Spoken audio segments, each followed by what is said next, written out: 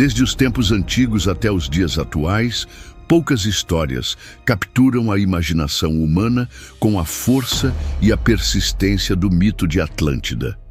Ela ecoa em cada canto da nossa cultura, nas páginas de livros de aventura, nas telas de cinema com civilizações subaquáticas, nos documentários mais especulativos e até mesmo nas teorias mais esotéricas que misturam ciência e misticismo. Atlântida não é apenas uma lenda.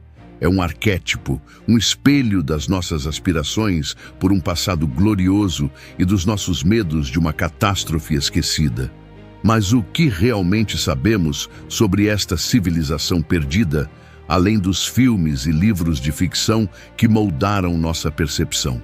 O apelo universal de Atlântida reside na sua promessa de um paraíso perdido, uma sociedade avançada e utópica que foi tragada pelo oceano em um único dia e noite terríveis. Essa narrativa poderosa ressoa profundamente com a psique humana, tocando em temas como a fragilidade da civilização, a arrogância humana e o desejo de descobrir segredos ocultos da história. É uma história que nos convida a questionar o que está além do nosso conhecimento atual, a imaginar o que poderia ter sido e o que ainda pode estar escondido sob as ondas. Essa ubiquidade cultural, no entanto, frequentemente obscurece a verdadeira origem do mito, transformando-o em algo muito diferente do que foi concebido. Pois por mais difundida que a lenda de Atlântida seja hoje, é fundamental compreender que, em sua essência, ela emerge de uma única e surpreendente fonte: o filósofo grego Platão. Sim, o mesmo Platão que nos legou as bases da filosofia ocidental, com suas ideias sobre a república ideal, as formas e a alegoria da caverna. É crucial enfatizar que não existem registros arqueológicos, menções em outras civilizações antigas ou qualquer outra fonte primária conhecida que anteceda ou corrobore a narrativa de Platão. Ele é a pedra angular, o ponto de partida inegável para qualquer investigação séria sobre Atlântida. Sem Platão, não haveria Atlântida tal como a conhecemos. Essa centralidade de Platão nos obriga a fazer uma distinção crucial. Existe o mito popular de Atlântida, aquele que se desenvolveu ao longo dos séculos recheado de elementos fantásticos, tecnologia futurista, cristais de energia e até mesmo alienígenas. E existe a narrativa original platônica contida em seus diálogos Timeu e Crítias. A Atlântida da cultura popular é um amálgama de especulações, reinterpretações e, por vezes, pura fantasia. Ela se tornou um recipiente para inúmeras projeções humanas sobre o que uma civilização antiga poderia ser, ou o que gostaríamos que fosse. Essa versão popular, embora fascinante, muitas vezes se desvia drasticamente do que Platão realmente escreveu. A Atlântida de Platão, por outro lado, é uma construção filosófica. Embora apresentada como uma história antiga, transmitida através de gerações, seu propósito e contexto dentro dos diálogos de Platão são complexos e multifacetados. Não se trata de um relato histórico puro, no sentido moderno, mas sim de uma narrativa inserida em um debate filosófico mais amplo sobre a natureza da sociedade ideal, a corrupção do poder e a punição divina. Ignorar essa distinção é cair na armadilha de buscar uma realidade física para uma história que pode ter sido, primeiramente, uma ferramenta para a exploração de ideias. Ao longo desta série documental, nossa missão é desvendar essa complexidade. Prometemos uma investigação documental e factual por trás da lenda, mergulhando nas fontes originais para separar o que Platão disse do que foi adicionado ou distorcido ao longo dos milênios. Nosso foco será na verdade oculta, não a verdade de uma cidade perdida sob o mar, mas a verdade sobre a origem do mito, seu propósito original e as diversas interpretações que o tornaram tão perene. Começaremos por onde tudo começou. examinando de perto as próprias palavras de Platão para entender o que ele realmente nos legou sobre Atlântida. É precisamente a essa construção filosófica, a narrativa original de Platão, que agora nos voltamos. Para desvendar a verdade por trás de Atlântida, ou ao menos sua gênese mais autêntica, devemos mergulhar nas páginas dos seus diálogos Timeu e Crítias. É aqui, e somente aqui, que o enredo detalhado daquela que se tornaria a mais famosa cidade perdida da história é meticulosamente tecido. Os diálogos ocorrem em Atenas, no dia seguinte à apresentação da República, obra seminal de Platão sobre a cidade ideal. Sócrates está presente, mas quem narra a história de Atlântida é Crítias, um dos interlocutores. Ele afirma ter ouvido a história de seu avô, que por sua vez a ouviu do legislador ateniense Solon. Solon teria viajado ao Egito, onde sacerdotes do templo de Sais lhe contaram sobre uma civilização antiga, mais velha e mais poderosa que a própria Atenas. Essa cadeia de transmissão, embora fictícia no contexto da narrativa de Platão, confere à história um ar de antiguidade e credibilidade para a época. No cerne da narrativa, Atlântida é descrita como uma ilha-continente vasta, localizada além das colunas de Hércules, o que hoje conhecemos como o Estreito de Gibraltar.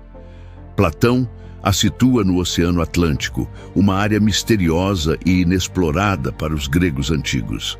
A ilha era de uma beleza natural exuberante e rica em recursos. Sua característica mais distintiva era a capital, também chamada Atlântida, construída por Poseidon, o deus do mar, para sua amada mortal, Clito. A cidade era protegida por anéis concêntricos de terra e água, interligados por canais navegáveis que permitiam a entrada de navios até o centro da ilha. Pontes majestosas e túneis subaquáticos completavam a engenharia impressionante da metrópole. A sociedade atlante era governada pelos 10 filhos de Poseidon e Clito, que se tornaram os primeiros reis e fundaram 10 dinastias, cada uma controlando uma parte da ilha. O primogênito, Atlas, deu nome à ilha e ao oceano circundante. Inicialmente, esses reis e seu povo eram virtuosos, justos e sábios, vivendo em harmonia com sua herança divina. Eles possuíam uma abundância de metais, incluindo o misterioso Orichalcum, que Platão descreve como o mais valioso de todos os metais, superado apenas pelo ouro. Este material, de brilho avermelhado, era usado para decorar templos e palácios, conferindo à cidade um esplendor sem igual. A Atlântida de Platão era um prodígio de engenharia e urbanismo.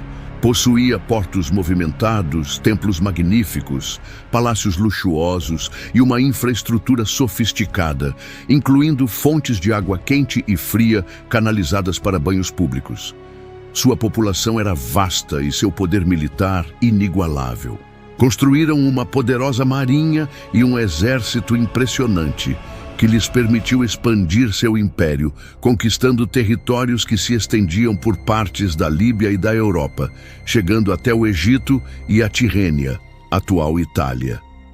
No entanto, a prosperidade e o poder ilimitados começaram a corromper os atlantes. Em medida que o elemento divino em sua natureza diminuía e a influência mortal crescia, eles sucumbiram à ambição, à ganância e à arrogância. Seu império, antes guiado pela justiça e pela virtude, transformou-se em uma máquina expansionista, buscando dominar o mundo conhecido. É nesse ponto que a narrativa atinge seu clímax e seu propósito filosófico se revela. A Atlântida corrupta e imperialista entra em conflito com uma Atenas antiga e idealizada, uma Atenas que Platão descreve como o auge da virtude cívica e militar, uma sociedade despojada de luxos, focada na justiça e na defesa da liberdade. Esta Atenas, muito diferente da Atenas de seu tempo, é apresentada como a única força capaz de resistir ao avanço atlante, liderando uma coalizão de gregos. O confronto é épico. A Atenas platônica, com sua coragem e disciplina, consegue repelir os invasores atlantes, libertando os povos oprimidos. Mas o destino final de Atlântida não viria das mãos humanas. Zeus, o pai dos deuses, observando a crescente degradação moral dos atlantes e sua megalomania, decide intervir. Ele convoca uma assembleia divina para discutir o futuro da civilização corrompida. O diálogo Crítias termina abruptamente neste ponto, deixando o discurso de Zeus incompleto. No entanto, o Timeu já havia revelado o desfecho. Em um único e terrível dia e noite, terremotos violentos e inundações catastróficas varreram Atlântida, engolindo-a nas profundezas do oceano, de onde nunca mais ressurgiu. A ilha se transformou em um banco de lama intransitável, um túmulo submerso para uma civilização que ousou desafiar os deuses e a moralidade. A natureza dessa narrativa é o que tem intrigado estudiosos por milênios. Platão a apresenta como uma história verdadeira, transmitida através de gerações, com detalhes geográficos e históricos impressionantes. Mas era realmente uma história literal, um relato de um evento cataclísmico real. O Atlântida era, para Platão, uma poderosa alegoria moral, um conto de advertência contra a riqueza excessiva, a arrogância e a busca desenfreada por poder. Seria uma crítica velada à própria Atenas de sua época, que havia sucumbido à tentação imperialista na Guerra do Peloponeso. A dualidade entre a precisão descritiva de Platão e a profundidade de sua mensagem filosófica é o que tem alimentado séculos de debate, transformando a lenda de Atlântida em um espelho das ambições e temores humanos. E para muitos, a tentação de acreditar na sua literalidade foi irresistível, impulsionando uma busca incansável por seus vestígios físicos. É exatamente essa busca que exploraremos a seguir, analisando as primeiras tentativas de localizar a cidade perdida e as teorias que surgiram ao longo da história para desvendar seu paradeiro. Uma vez que a narrativa de Platão se tornou conhecida, a humanidade não demorou a se lançar em uma busca incansável por sua localização. Com a descrição detalhada de uma ilha-continente poderosa, além das colunas de Hércules, destruída por uma catástrofe em um único dia e noite, a questão deixou de ser o que Platão disse para onde está a Atlântida. As primeiras interpretações da história de Atlântida foram variadas, mas uma corrente significativa de pensadores antigos e medievais, influenciada pela precisão aparente dos detalhes de Platão, começou a considerá-la como um registro histórico literal. Mesmo que outros filósofos, como Aristóteles, tivessem descartado a história como uma invenção platônica para fins pedagógicos, a semente da busca física já havia sido plantada. Ao longo dos séculos, essa busca por um local físico se intensificou, dando origem a inúmeras teorias geográficas populares. A mais óbvia, e talvez a mais persistente, aponta para o vasto Oceano Atlântico. A ideia de uma grande massa de terra submersa no Atlântico, possivelmente ligada à dorsal mesoatlântica, ressoou com a descrição de Platão de uma ilha maior que a Líbia e a Ásia juntas, situada além das colunas de Hércules, geralmente identificadas com o Estreito de Gibraltar. Essa localização parecia se encaixar perfeitamente com a ideia de um continente perdido, e a profundidade do oceano só adicionava ao mistério e à dificuldade de sua descoberta. No século XIX, com o advento de novas tecnologias de exploração e a popularização da arqueologia, o interesse por uma Atlântida atlântica ganhou força, com algumas teorias especulando sobre a existência de ruínas subaquáticas ou formações rochosas incomuns como a famosa Estrada de Bimini, nas Bahamas, como evidências de uma civilização submersa. Contudo, a busca não se restringiu ao Atlântico. Muitas outras regiões foram propostas, especialmente dentro do Mediterrâneo, desafiando a interpretação estrita das colunas de Hércules. Argumentava-se que, para os antigos gregos, as colunas poderiam se referir a outros estreitos ou pontos de referência, não necessariamente Gibraltar. Assim, locais como a ilha de Creta, com sua avançada civilização minoica e o mistério de seu declínio abrupto, a ilha de Malta, com seus templos megalíticos e evidências de uma cultura pré-histórica sofisticada, e até mesmo a Sardenha foram considerados como possíveis candidatas. Fora do Mediterrâneo, teorias menos convencionais levaram a busca para lugares tão distantes quanto o Mar do Norte, com a ideia de Doggerland, uma vasta massa de terra hoje submersa que conectava a Grã-Bretanha à Europa continental. Ou até mesmo as Américas, popularizada por autores como Ignatius Donnelly no final do século XIX, que via a Atlântida como a mãe de todas as civilizações, com a América como uma de suas colônias sobreviventes. Essa proliferação de locais propostos demonstra o fascínio pela história de Platão, mas também a dificuldade de conciliar sua descrição com a realidade geográfica e arqueológica. E é exatamente essa dificuldade que se tornou o calcanhar de Aquiles das teorias literais de Atlântida, a dificuldade de conciliar a descrição platônica com a geologia e arqueologia conhecidas. A afirmação de Platão de que Atlântida afundou em um único dia e noite terríveis é, do ponto de vista geológico, praticamente impossível para uma massa de terra do tamanho de um continente. Placas tectônicas se movem em escalas de tempo de milhões de anos, e embora catástrofes localizadas, como terremotos e tsunamis, possam causar inundações e deslizamentos de terra, elas não podem submergir um continente inteiro instantaneamente. No entanto, entre o vasto mar de especulações e buscas por um continente perdido, uma teoria emergiu com um peso científico e arqueológico considerável, oferecendo a mais plausível conexão histórica para a lenda de Atlântida.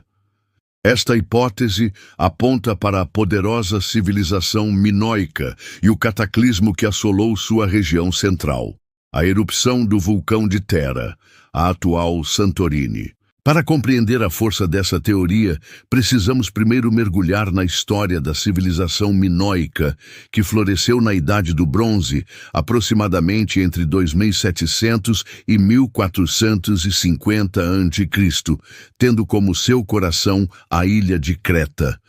Os minoicos foram uma das primeiras grandes potências marítimas do Mediterrâneo, uma talassocracia que dominava as rotas comerciais e exercia uma influência cultural e econômica vasta sobre o Egeu. Suas cidades e palácios, como o grandioso Knossos, Faistos e Malia, eram centros de uma cultura sofisticada e avançada para a época.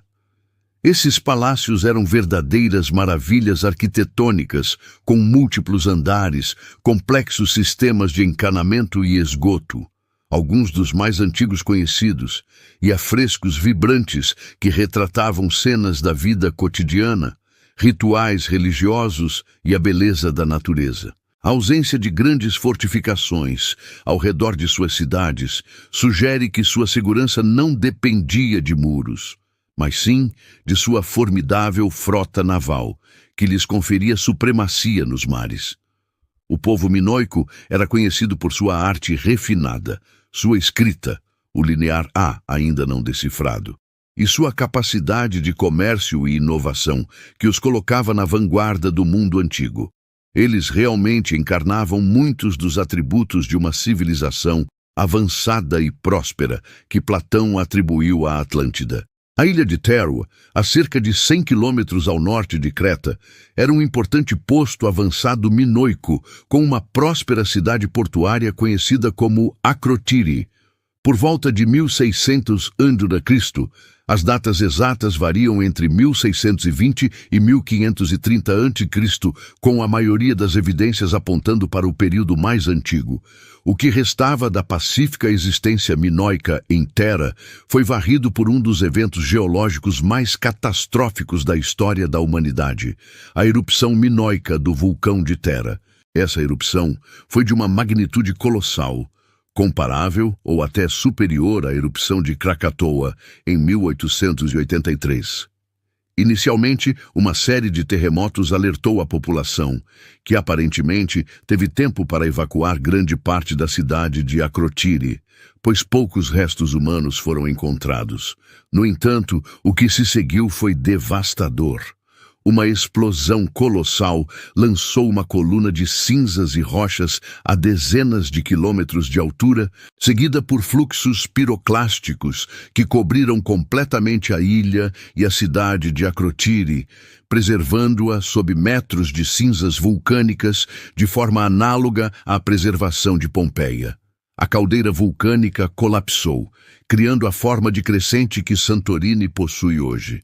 O impacto não se limitou a Thera. A erupção gerou tsunamis gigantescos com ondas que, segundo estimativas, atingiram dezenas de metros de altura.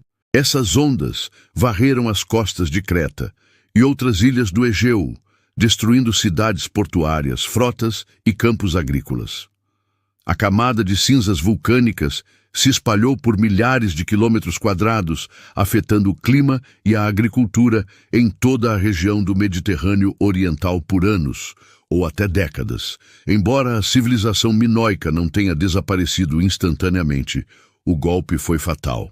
A perda de sua frota, a destruição de terras agrícolas, a interrupção do comércio e a instabilidade geral enfraqueceram-na drasticamente, abrindo caminho para a ascensão dos micênicos no continente grego, que eventualmente conquistaram Creta e absorveram o que restava da cultura minoica.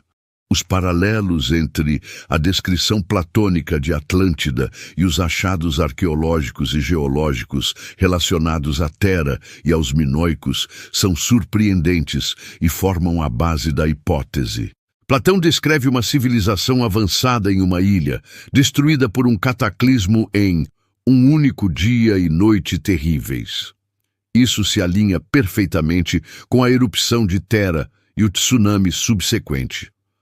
A localização de Atlântida, além dos pilares de Hércules, Estreito de Gibraltar, pode ser uma distorção ou uma interpretação equivocada por Platão, ou mesmo um erro na transmissão da história através das gerações, transformando uma ilha no Egeu em algo mais distante e mítico. A descrição de Atlântida como uma ilha, com uma capital circular, com anéis concêntricos de terra e água, tem sido comparada à própria configuração de Santorini, que é uma caldeira vulcânica submersa, com ilhas formando um anel.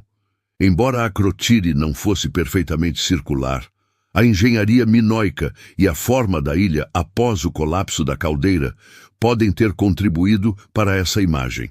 A riqueza de bronze descrita por Platão para Atlântida também se encaixa na era minoica, que foi a Idade do Bronze. A referência platônica a uma sociedade próspera e poderosa, com grande influência marítima, ecoa a talassocracia minoica. No entanto, é crucial abordar as discrepâncias que são frequentemente citadas pelos céticos. A mais gritante é a escala e o tempo. Platão descreve Atlântida como maior que a Líbia e a Ásia juntas, e a situa 9.000 anos antes de Solon, ou seja, por volta de 9.600 a.C., muito antes da civilização minoica. Thera, por sua vez, é uma ilha relativamente pequena, e a erupção ocorreu por volta de 1.600 a.C. Como explicar essas diferenças monumentais? Os proponentes da hipótese de Thera minoica sugerem que a escala e o tempo são resultado de uma distorção na transmissão da história.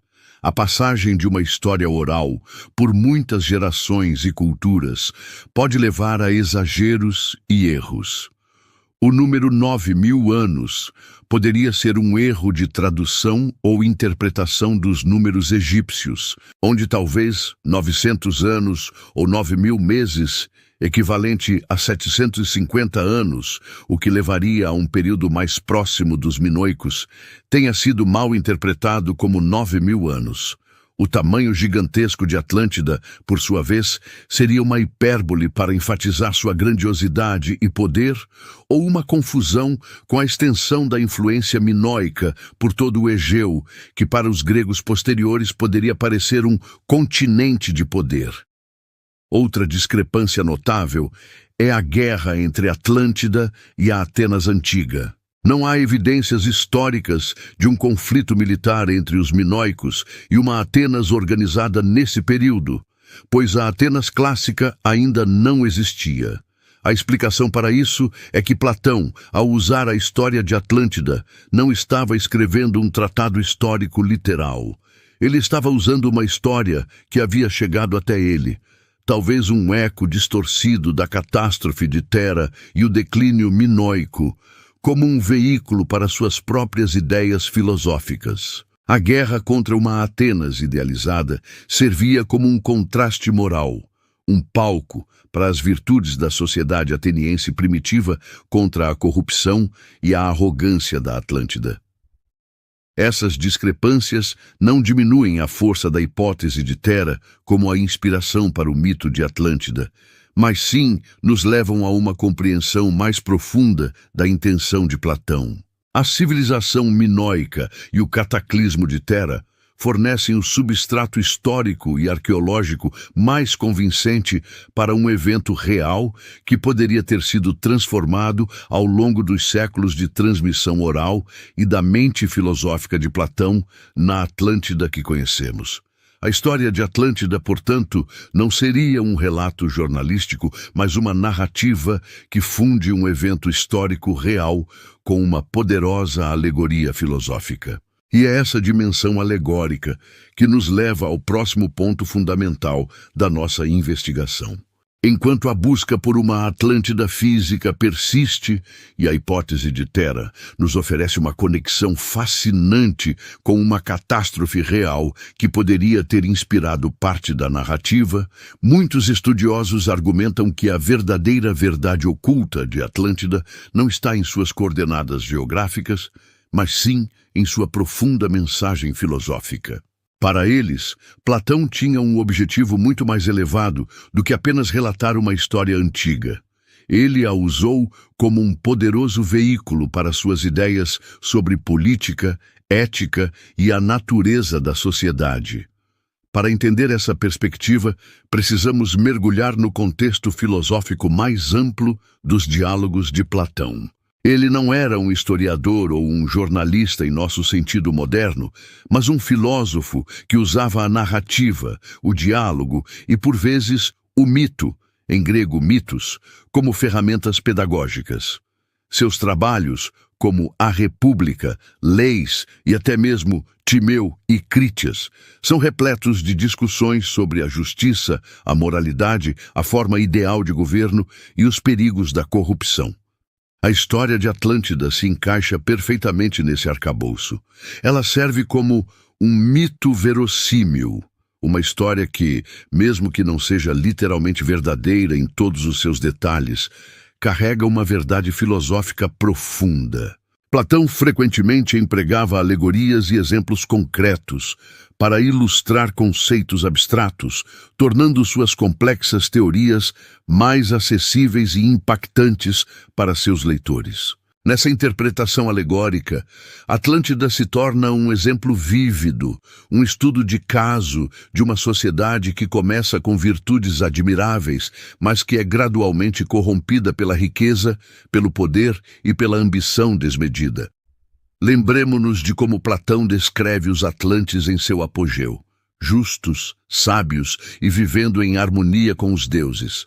Eles possuíam uma abundância de recursos naturais e uma engenharia impressionante, mas sua verdadeira grandeza residia em sua moralidade e moderação. No entanto, com o passar do tempo, essa pureza original começou a se desvanecer. Os atlantes, cheios de cobiça e poder injusto, sucumbiram à híbris, uma arrogância excessiva que os levou a tentar dominar outras nações, incluindo a Atenas de Platão, ou mais precisamente uma versão idealizada e antiga de Atenas que ele contrastava com a Atlântida em declínio.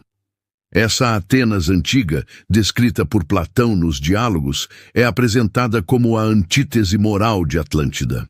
Ela é um modelo de virtude, justiça e moderação, uma sociedade que valoriza a sabedoria e a defesa da liberdade, acima da riqueza e da expansão territorial. O conflito entre Atlântida e Atenas, portanto, não é apenas uma batalha militar, mas um choque de ideologias, o império materialista e expansionista contra a polis virtuosa e defensora da liberdade. A derrota e o subsequente desaparecimento de Atlântida não são meramente o resultado de uma catástrofe natural, mas a punição divina por sua decadência moral e sua arrogância. Os deuses, percebendo a corrupção dos atlantes, decidiram intervir para restaurar o equilíbrio cósmico, varrendo-os da face da Terra. A função primária da história de Atlântida, sob essa ótica, é a de uma poderosa advertência moral e política. Ela é um espelho que Platão oferece à sua própria sociedade e, por extensão, a todas as sociedades, para refletir sobre os perigos da riqueza descontrolada, do poder sem limites e da perda da virtude. A decadência de Atlântida serve como um conto de fadas sombrio sobre o que acontece quando uma civilização perde seu caminho, quando a busca por bens materiais e o domínio sobre os outros se sobrepõem à justiça, à moderação e à sabedoria. É uma lição sobre a efemeridade da grandeza material quando desacompanhada de integridade moral. Independentemente de Atlântida ter existido como uma cidade física, a narrativa platônica é de importância fundamental para a ética e a teoria política do próprio Platão. Ela não é um mero adendo aos seus escritos, mas uma ilustração vívida de seus princípios filosóficos centrais. A história reforça a ideia de que a saúde de uma polis, de uma sociedade, depende intrinsecamente da virtude de seus cidadãos e de seus governantes.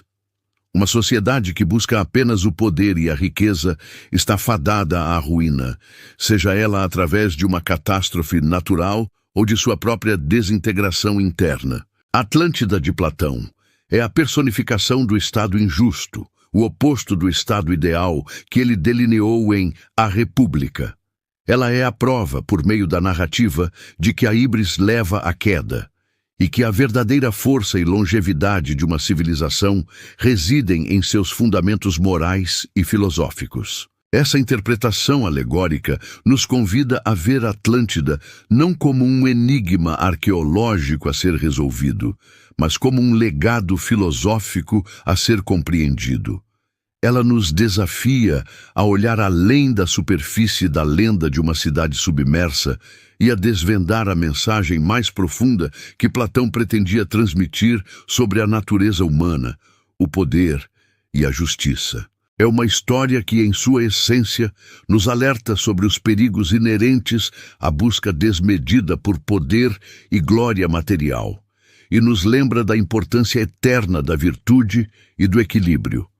Independentemente de sua literalidade, a história de Atlântida, vista por essa ótica alegórica, ressoa com uma profundidade que transcende a mera busca por ruínas submersas. Ela nos força a olhar para dentro, para os fundamentos de nossa própria sociedade e a questionar os perigos da ambição desmedida.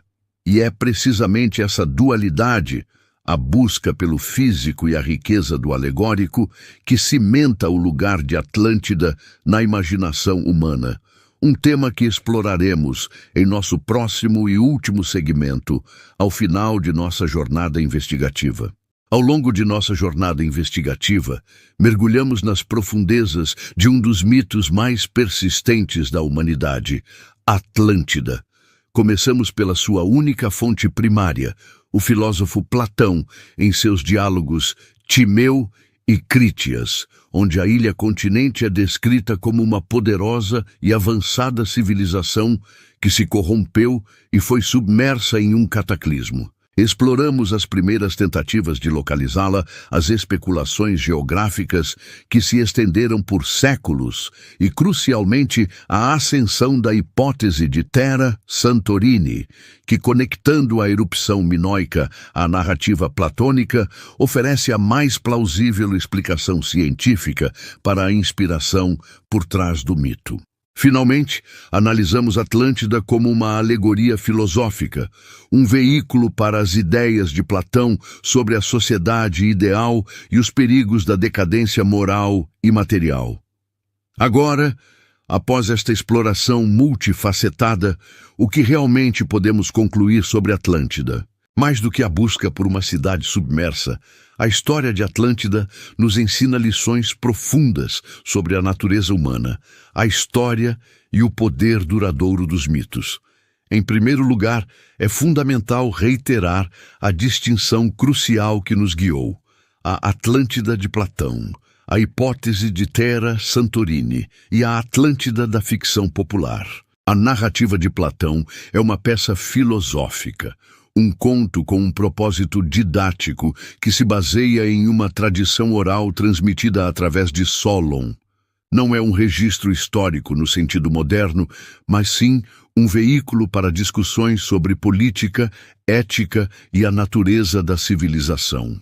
A conexão com Terra é uma teoria científica bem fundamentada, que sugere que a catástrofe vulcânica que devastou a civilização minoica pode ter servido de inspiração para a história de Platão, oferecendo um elo tangível entre o mito e um evento histórico real. Por fim, a Atlântida da cultura popular é um universo à parte, um receptáculo para fantasias que vão muito além do que Platão jamais imaginou, incorporando elementos de ficção científica, esoterismo e aventura. A grande lição aqui é a necessidade de discernir entre essas camadas, a fonte original, as interpretações plausíveis e as elaborações fantasiosas. Apesar de todas as análises e desmistificações, o fascínio humano por civilizações perdidas, catástrofes épicas e a busca por conhecimento oculto permanece inabalável. Porque Atlântida, em particular, ressoa tão profundamente? Talvez porque ela toca em arquétipos universais. A ideia de uma sociedade avançada que sucumbe à sua própria arrogância e à fúria da natureza é um conto de advertência que ecoa através dos tempos. Ela alimenta nossa curiosidade sobre o que está lá fora, o que a história pode ter esquecido e o que pode estar escondido sob as ondas. Há um desejo intrínseco na psique humana de desvendar segredos, de encontrar um paraíso perdido ou de se maravilhar com as capacidades de uma civilização antiga. A história de Atlântida oferece um palco perfeito para a projeção dessas aspirações e temores, servindo como um espelho para nossas próprias esperanças de grandeza e nossos medos de aniquilação. Essa ressonância explica a influência contínua de Atlântida na cultura popular, na ciência e, por vezes, na pseudociência. No cinema, livros e jogos, Atlântida é um cenário fértil para aventuras, um lar para seres aquáticos ou uma fonte de tecnologia mística. Ela transcende as fronteiras da ficção, inspirando arquitetos, artistas e até mesmo pensadores a imaginar o que poderia ter sido. No campo da ciência, embora a busca por uma Atlântida literal seja amplamente descartada pela arqueologia mainstream, o mito indiretamente impulsionou a pesquisa em áreas como a vulcanologia, a oceanografia e a arqueologia marinha, estimulando a exploração de antigas cidades submersas e a compreensão de catástrofes naturais. No entanto, é no reino da pseudociência que a história de Atlântida é mais frequentemente distorcida, sendo usada para justificar teorias esotéricas sobre cristais de energia, civilizações alienígenas ou poderes psíquicos, muitas vezes sem qualquer base factual ou lógica. É um lembrete vívido de como uma narrativa pode ser cooptada e transformada para atender a agendas diversas, distanciando-se cada vez mais de sua origem e propósito. Em última análise, a importância da narrativa de Platão reside em sua capacidade de ser um estudo de caso exemplar sobre a formação e a persistência dos mitos. Atlântida demonstra como uma história, mesmo que concebida como uma alegoria, pode ganhar vida própria, ser interpretada literalmente e se transformar em um ícone cultural global. Ela ilustra a maleabilidade da narrativa, sua capacidade de se adaptar e ressoar com diferentes épocas e públicos. A história de Atlântida nos ensina que os mitos não são meras invenções, mas sim narrativas poderosas que codificam verdades culturais, morais e psicológicas. Eles nos ajudam a compreender o passado, a refletir sobre o presente e a moldar nossas visões do futuro. Então, ao concluirmos nossa investigação sobre Atlântida, a verdade oculta por trás do mito de Platão não é a localização de uma cidade perdida sob as ondas. A verdadeira revelação está na compreensão de sua natureza multifacetada, uma engenhosa ferramenta filosófica, uma provável inspiração em eventos históricos reais e um fenômeno cultural que continua a fascinar e a desafiar a humanidade. Atlântida é, acima de tudo, um testemunho do poder perene da narrativa, um espelho que reflete nossa curiosidade insaciável, nossa busca por significado e nossa eterna fascinação pelo desconhecido. Ela nos convida não apenas a sonhar com mundos perdidos, mas também a questionar a natureza da verdade, a discernir a realidade da ficção e a apreciar a profunda sabedoria contida nas histórias que moldam nossa civilização. O mito de Atlântida, em sua complexidade e persistência, continua a ser um dos mais ricos legados de Platão para a humanidade, um convite constante à reflexão e à descoberta não apenas de um continente submerso, mas das profundezas da nossa própria imaginação e do nosso passado.